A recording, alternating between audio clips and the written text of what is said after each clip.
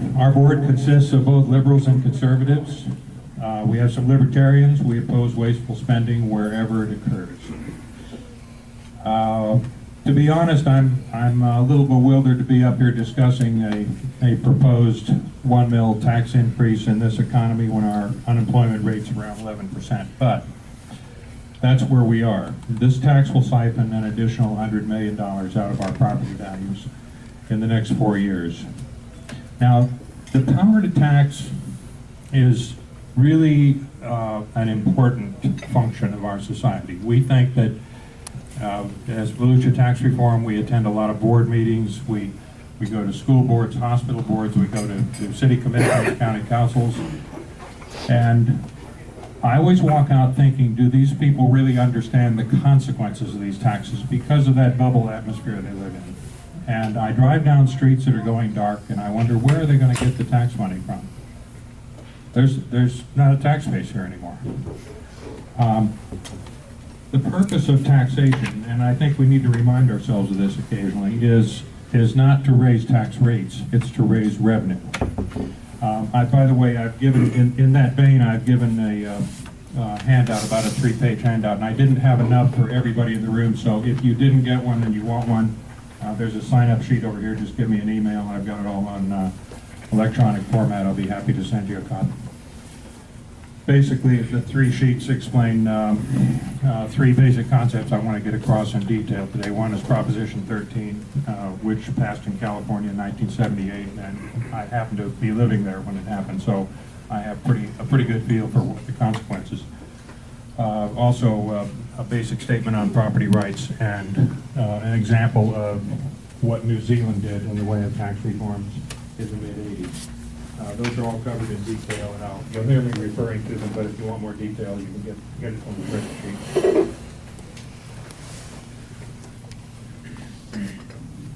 spreadsheet. In explaining the importance of tax policy, I happened to notice there was an Occupy group standing around the base of the ISB Bridge a few weeks ago. So I thought, well, I'm kind of surprised to see the Occupy group there. I thought they looked for places where there was big money. But I walked up to them. I tried to pick out the least scary one with the fewest number of body persons, and asked them, what are you protesting? And they said, well, corporate greed and income inequality.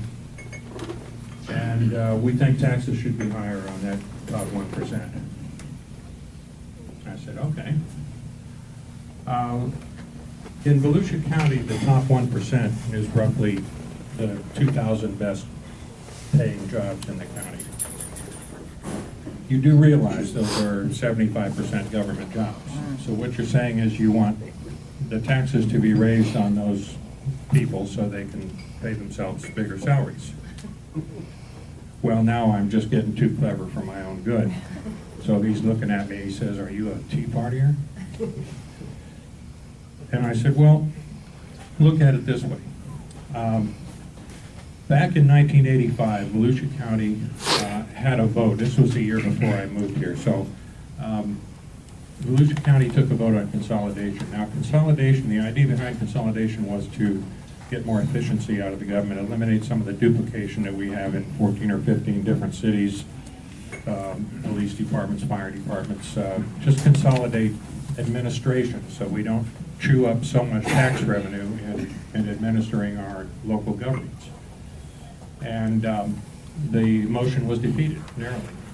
But I thought back to that, and I think that was a tipping point in the evolution of this county, to the point where people said, wait a minute, if we eliminate this jobs, either ourselves or someone we know or are related to might not have a job tomorrow. I don't know if we want to do that. I think the decline of this county has happened over a long period of time, and I want to try and describe where I think we are now in terms of the proportion of government to private sector. The first rule of fiscal responsibility that you learn as a tax reformer is the private sector must outgrow the government. And if it doesn't, there are consequences. And the consequences for us, we're seeing in Washington DC right now. We have so much government in our lives, so many regulations. And the answer always to a crisis is more regulation and more government. And that's a kind of a sad state of mind to get into, because when I was introducing Neil Bortz the other night at the Lincoln dinner, I said one of the things that impressed me about Neil was his absolute passionate devotion to the principles of self-reliance.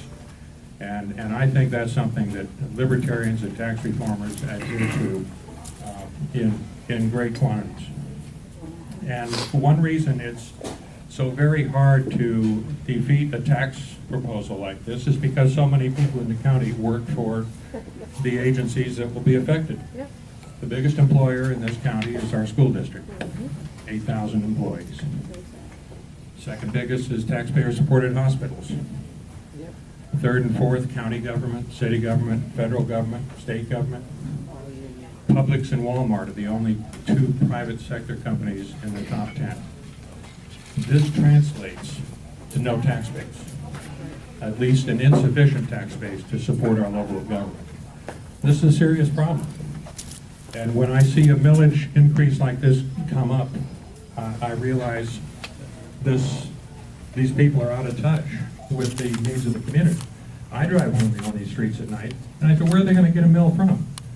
The businesses are leaving here. The other businesses aren't coming.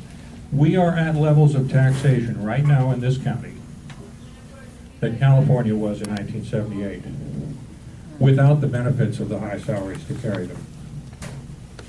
We are at levels of 24, 23 mills. When you get over 20 mills, you start impacting property values. And this tagline here says it all. If this millage rate passes, we will have the highest millage rate in the state of Florida, with one of the lowest per capita incomes. That is a very bad combination, ladies and gentlemen. Why aren't property values recovering after 4 years? I had the News Journal call me the other day and said, look, this is only $75 on a $100,000 piece of property. And we have to have higher millage here because our property values are low. And I gave him about 5 seconds to let that sink in. I said, why do you think our property values are low? It's because we don't have jobs. Why don't we have jobs? Listen to the circular nature of your argument. Because we have high taxes and low per capita income, we're not attracting companies that come here. I was giving a fair tax talk one night to a Kiwanis group, and a couple came up to me afterwards and told me they just moved into their new house in Plantation Bay. I said, where'd you move from, New York, New Jersey? They kind of looked at each other funny and said, well, we moved from across the street.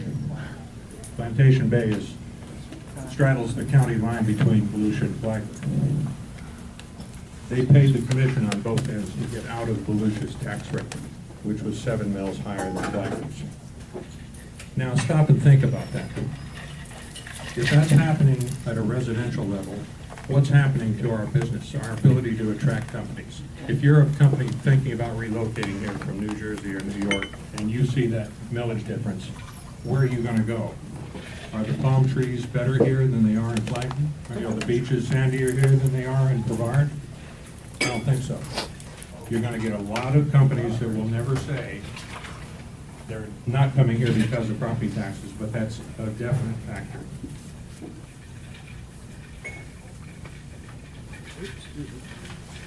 The other thing about tax increases is that they disproportionately affect business owners. This is a Chamber of Commerce meeting. There are business owners in this room. People whose companies will be impacted.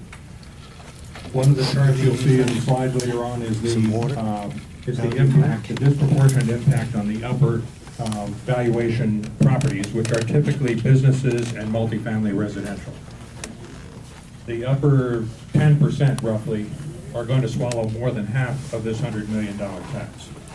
Now that means not only are you going to pay it on your business, but when you go to Walmart, you're going to pick up part of that $10,000 increase they're going to see in their property tax. When you go to Home Depot, when you go to Hilton, which is already in financial distress, their property tax is going to go up $45,000. Gene's Steakhouse going to have to increase the price of their eggs by 15%. This ripples through the entire economy. This is in an economy that is already in distress. We can't take another property tax, folks. Now, I guess the one thing that has opened my eyes the most about the politics behind the education lobby, which I defined as the teachers' unions supported by administrations, is that wherever we go, whether it started with Prop 13 back in '78. Remember, Prop 13 was a taxpayer revolt in response to high property taxes that were at the level where we are now. This was 30 years ago. Prop 13 still enjoys a 60% favorability rating among California voters. So when politicians come to me and say, isn't Prop 13 the reason that California is in financial distress? I remind them that revenues from property taxes went up every year after Prop 13 was passed. And because business owners and property owners had the confidence to know they weren't going to be taxed out of their homes and businesses, property values went up every year. The purpose of taxation is to raise revenue, not raise tax rates. I think the only reason we're here discussing this property tax today, quite frankly, is that the schools have run out of stimulus money, and they need to supplement their salaries and pensions with our tax dollars. It's happening not just here, it's happening in other counties too. Seminole County is going through a similar dispute right now. The thing about taxpayer revolts like Prop 13 is that they're pretty basic common sense. The Prop 13, which you'll see a greater breakdown of in your handout, was a two-part piece of legislation. In 1978, the first part limited property tax to 1% of assessed value. The second part, passed in 1979, was called the Jarvis-Gann Amendment, and that limited the growth of government to CPI plus population growth. Now that's pretty basic. That adheres to the basic rule that government shouldn't grow faster than the private sector, because if it does, there are consequences, and we're seeing them here now. When Prop 13 was passed, the first set of lobbyists to attack it was the education lobby. And after 10 years, they succeeded in getting themselves exempted from the restrictions. And I asked myself, these are the brightest people on the block. They don't see that you can't let the government grow that fast. Since they got exempted, spending has exploded in the California education system with pretty dismal results. If it was one instance, it might be an exception or an outlier.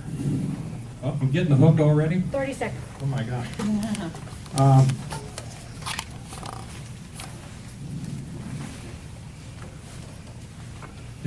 The other initiatives that were based on Prop 13 were the Tabor Amendment in Colorado and Initiative 601 in Washington, and we tried to pass the Tabor Amendment here a couple of years ago. In each case, the education lobby opposed us vehemently. I think this is evidence that the education lobby no longer serves children, but serves the adults in the system. Sorry. And I see I'm getting my hook. Okay. And you didn't even. That's a good one. We should make it louder. Okay. We'll, in deference to Peg's time and respect, anybody who has questions, a lot of what's in the slides is already covered in the handout. So, again, there's a sign-up sheet up here. Anybody who wants to get a copy of what's in the handout and what's in the slides, just give me an email address. Thanks very much.